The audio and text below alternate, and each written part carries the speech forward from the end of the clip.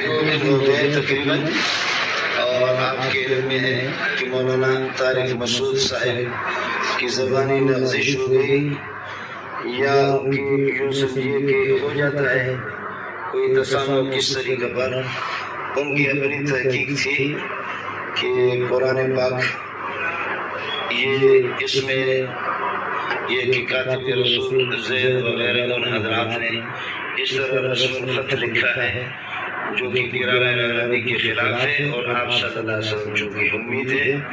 لکھنا پڑھنا نہیں جانتے تھے، اس لیے آپ صلی اللہ علیہ وسلم ان غلطیوں کی اصلاح نہ کر سکے۔ لیکن مفتی صاحب نے اب واضح طور پر بتایا کہ مجھ سے غلطی ہو گئی، انہوں نے اپنی اس بات سے رجوع کر دیا جس میں چاہے قرآن کی تعریف کی طرف اشارہ ہو رہا تھا یا رسول پاک صلی اللہ علیہ وسلم جھلکتی ہے یا اس میں گستاخی کا پہلو نکلتا ہے، یہ دعویٰ کیا گیا۔ تو دیکھیں، کوئی بھی مسلمان نبی صلی اللہ علیہ وسلم کی گستاخی کا، بے ادبی کا تصور بھی نہیں کر سکتا، اور میرا تو مقصد ہی دین کی دعوت کے لیے یہ جو میرے اسفار ہو رہے ہیں،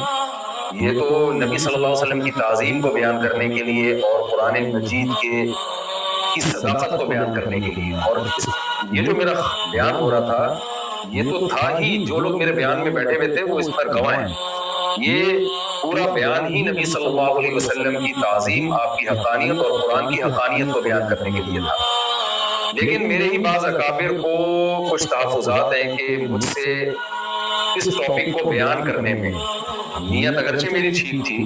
لیکن اس ٹاپک کو بیان کرنے میں الفاظ کی سلیکشن میں بے احتیاطی ہوئی ہے، تو میں اپنے ان الفاظ سے رجوع کرتا ہوں۔ السلام علیکم ورحمۃ اللہ وبرکاتہ۔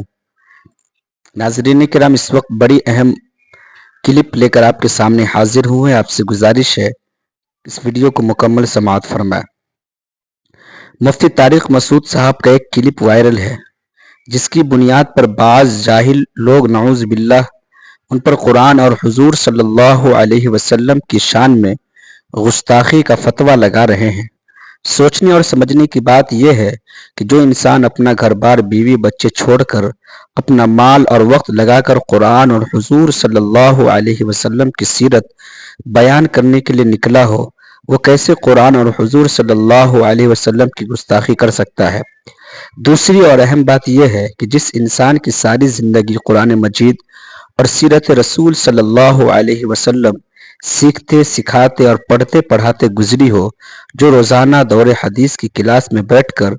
درس حدیث دیتا ہو، جو روزانہ دارالافتاء میں بیٹھ کر فتاوی حل کرتا ہو، جو منبر رسول صلی اللہ علیہ وسلم پر بیٹھ کر قرآن و سنت بیان کرتا ہو، اس کے ملینز میں فالوور ہو، اس سے فیض یاب ہوتے ہو، وہ کیوں گستاخی کرے گا؟ اب آئے اس بات کی طرف، تو بھائی وہ یہ سمجھا رہے ہیں کہ نبی کریم صلی اللہ علیہ وسلم امی تھے، یعنی لکھنا پڑھنا نہیں جانتے تھے، اس لیے کاتبین وحی کے الفاظ کی تصحیح نہیں فرمایا کرتے تھے۔ انہوں نے واضح طور پر کہا ہے کہ غلطی ظاہری طور پر ہے، یعنی عام عربی گرامر اس طرح نہیں ہے۔ اس کے باوجود ہمارے بعض جاہل عوام اور جذباتی مولویوں کے پروپیگنڈے کی وجہ سے انہوں نے اپنی بات کی وضاحت کر دی۔ اس کو سن لیا جائے تو بات کلیئر ہو جائے گی۔ ہم تو کب سے کہہ رہے ہیں کہ ہر بات پر گستاخی کے فتوے لگانا اور پھر اگلے کو وضاحت اور معافی کا موقع دے جانے کے بغیر ہی ماروائے عدالت بھڑکا دینا انتہائی قبیح فعل ہے، لیکن کاش کہ اس پر ہمارے علماء بھی کھل کر بولے، نہیں تو سبقت لسانی کی وجہ سے بھی نکلے ہوئے آپ ہی کے الفاظ آپ ہی کے گلے پڑ جائیں گے، پھر جب تک آپ کی وضاحت دیں گے تب تک کام ہو جائے گا۔ معزز ناظرین کرام، یقیناً یہ حضرت مولانا طارق مسعود پر اللہ کا بہت بڑا آزمائش آ چکا ہے۔ ہم اللہ تعالیٰ سے دعا کرتے ہیں کہ اللہ تعالیٰ حضرت والا کی جان، مال، عزت، آبرو کی حفاظت فرمائے، اور علماء کرام سے گزارش ہے کہ اس پر بولے، حضرت کا سپورٹ کرے، اس لیے کہ حضرت کبھی ایسا نہیں کر سکتے ہیں۔ ان کے دل میں اللہ اور اس کے رسول کی بڑی عزت، بڑی عظمت اور بڑی قدر ہے، وہ نہیں کبھی ایسا کر سکتے ہیں۔